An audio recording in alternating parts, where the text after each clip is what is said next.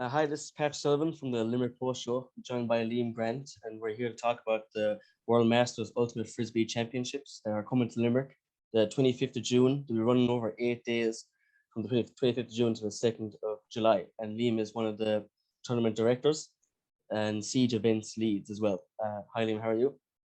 I'm The first great. Thanks very much for having me on. the first question I'd like to ask is, how did you become interested in this sport?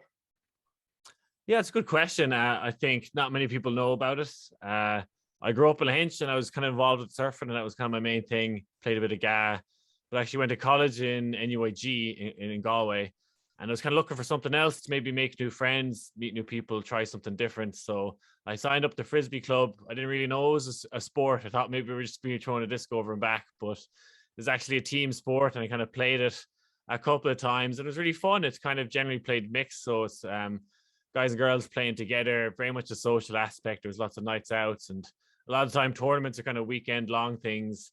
We'd go away with, 20, 30 people, and you'd meet 200, 300 to be a big party and stuff like that. So I really liked the social aspect of it. And I was quite tall, and I never really played sports that was good to be tall. So it was nice to play something where I had an advantage. And it's quite an interesting sport.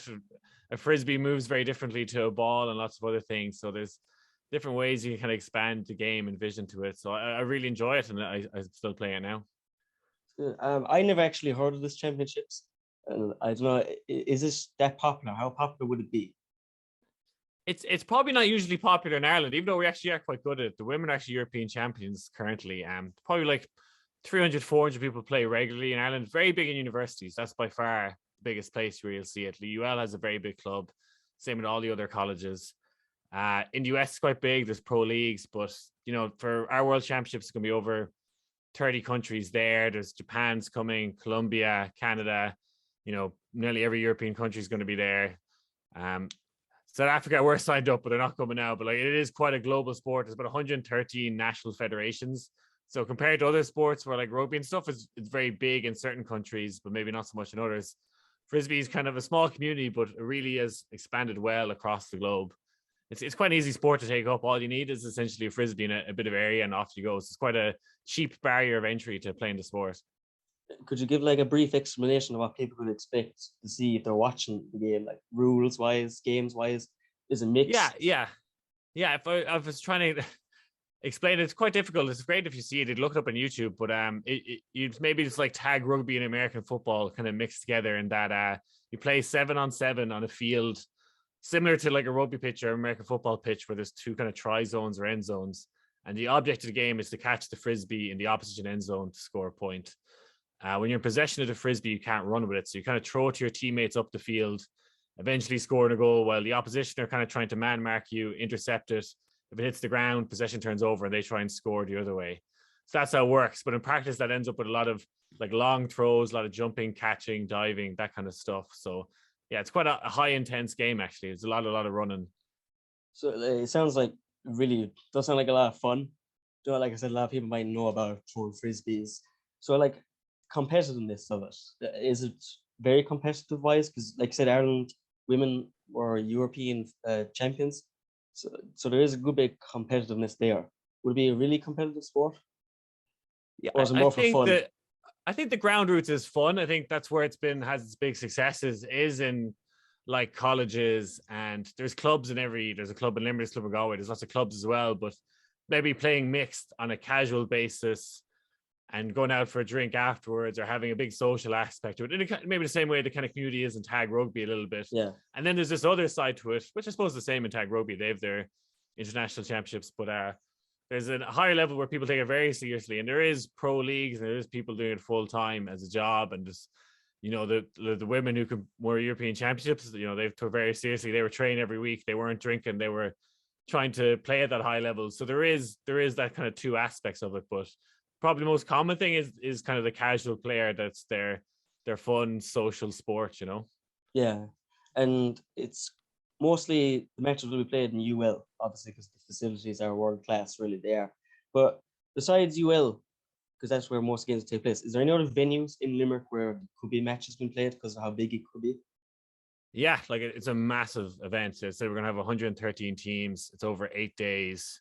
there's going to be hundreds and hundreds of games going on. So we had booked just UL, and we were using every pitch in UL, but that actually wasn't enough. So many countries and teams signed up. We had to look elsewhere. So we have LIT booked as well. We're going to have stuff in LIT. We have UL Bows.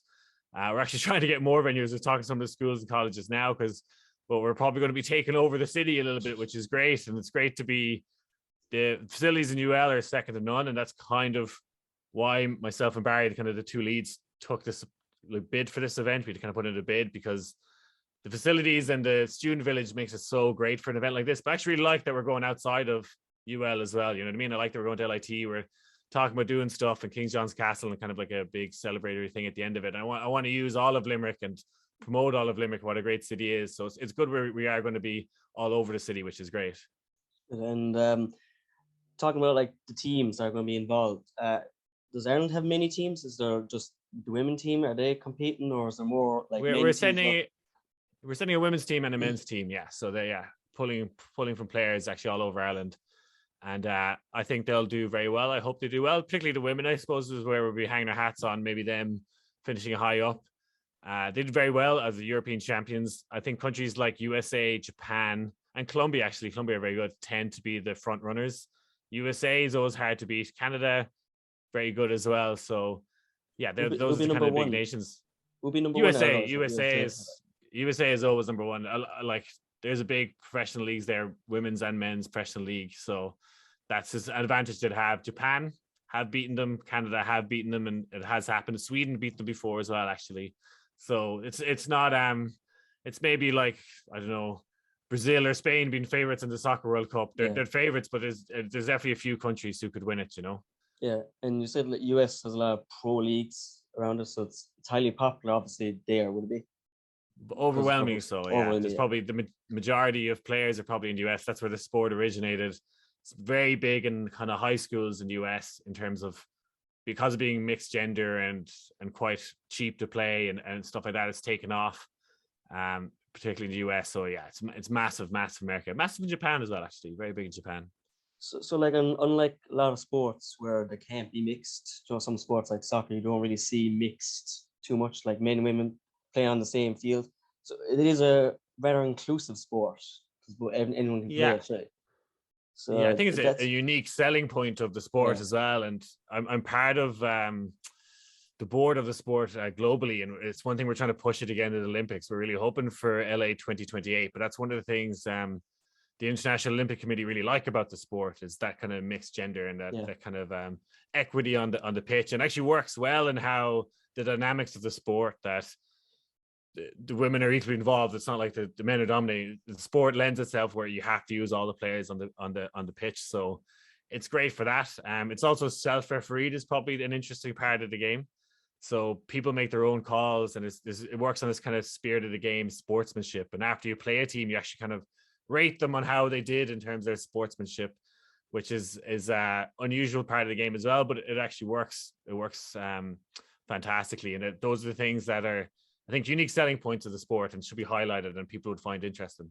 So it'll be sounds like a huge positive environment of a game compared to other games that can get pretty toxic, obviously. But like you said, like US and their pro leagues, what's pro leagues like in Ireland? I know you said it's getting kind of popular here, but will it ever reach the levels maybe of United America's leagues? I wonder, there's been trying to do things maybe on a kind of a European basis. There's been kind of ulti leagues, and there's a few little things that started up to try and make a professional league in Europe, kind of like a Champions League thing. And there's been talks in Dublin stuff, but that looked like it was going to kick off right before COVID. But then obviously COVID wouldn't help a kind of a sports league like that. So at the moment it's amateur. I in some ways I kind of like that it's amateur.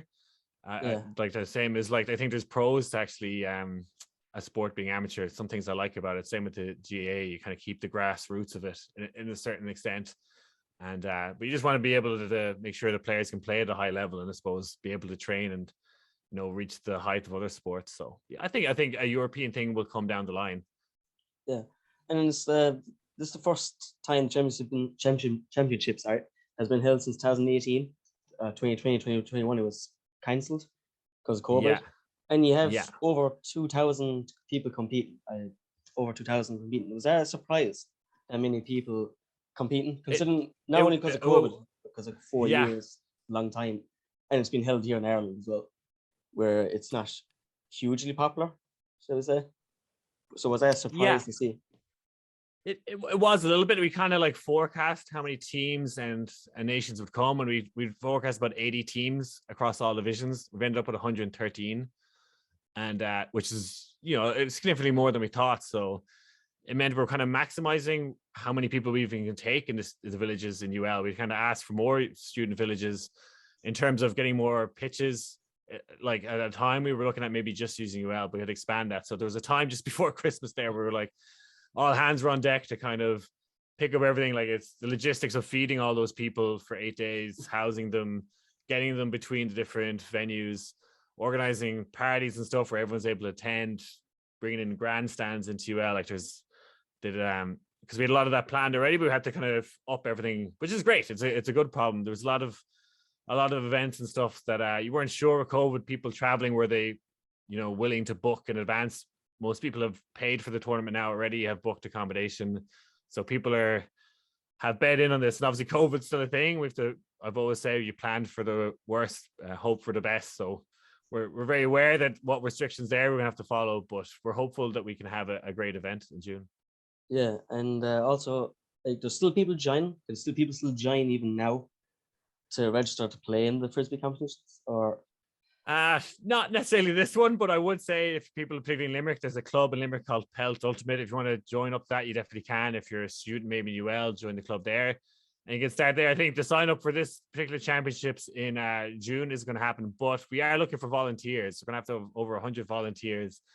If you go onto our website, if you look up Ultimate Frisbee Limerick, you should championships, you'll find a website really easy. But sign up for volunteers there. Looking for people. They don't have to know anything about Frisbee.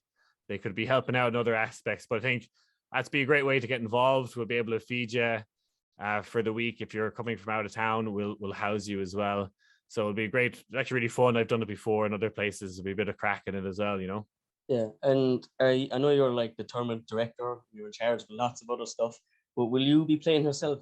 No. It's too much of a job now. I've played for a number of years at World Championships all over the world, but today I'll be putting on the tournament director hat. So, part of me, there might be a little challenge to get games a few days before. Some nations arrive early and looking for kind of little warm up matches. And that's about as far as I'll get, I'd say. But I'll be run off my feet. I'd say I won't have much sleep. I've done a lot of these events before in other places, and as much as you plan, something always goes wrong with an event this size. Regardless if it's a music festival, if something goes wrong, you need to be on your toes and you're putting out fires the whole time. So I will not be playing, unfortunately. I'll be enjoying it as a spectator at points, but I'll be running around keeping the show on the road. You'll be officially retired, so I don't have officially retired just yet. Yeah. I'm not far off it now, to be honest with you, but my boots haven't been hung up just yet. And just one more question before you go. When it was announced that they were hosting in Limerick, because they were looking at Limerick for a while as a destination because of the big appeal, how happy were you when they announced that they would come to Limerick? Seeing as you're a big interest in the sport, you've been around everywhere. Now it's home in Ireland, in Limerick. Yeah, it's fantastic. Because I knew there was a big bid from Cincinnati in the US for maybe doing this event as well. And I was definitely a big part of selling that. And in fairness to UL, Shannon Bureau, a lot of Fáilte Ireland, a lot of people got behind us to make a really fantastic bid to get the event. So I was over the moon because we put in a lot of work to even get the event. So it was very rewarding for that. And I think when people get here and the World Federation and stuff like that see how fantastic facilities are and how great the Irish people are at welcoming people to an event like this, I think it's going to be fantastic. Sounds good. It sounds very good. Hopefully it all goes off without a hitch, like say COVID. You just don't know what's going on with it. It is big at the moment. Hopefully it doesn't hinder us. But by sounds things, it's not really hindering it too much. So it has been a massive success so far. So hopefully in June, I wish the best of luck with it. Sounds actually like a lot of fun. So I never we'll have heard to of get you it out before. We'll have to get you out and throw a frisbee there, Patrick. I'm too small to play. I'm too small to play. Unfortunately. Thanks for that, Levi. Thanks for the interview about the Frisbee Championships. And hopefully it goes good. I wish you luck in that. Yeah. Thanks very much. And we'll see you in June.